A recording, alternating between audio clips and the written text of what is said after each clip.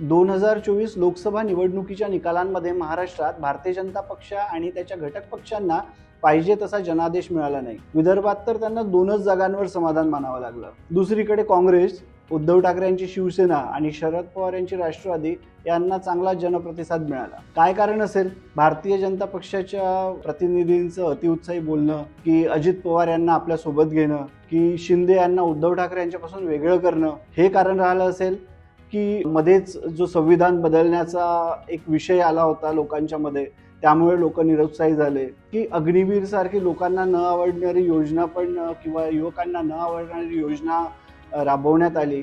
RT 25% ॲडमिशनमध्ये private शाळाच गायब राहिल्या काही दिवस, की बेरोजगारी, महागाई या समस्यांमुळे भारतीय जनता पक्ष हा खालावला गेला महाराष्ट्रात. म्हटलं तुम्हालाच विचारावं. जय महाराष्ट्र.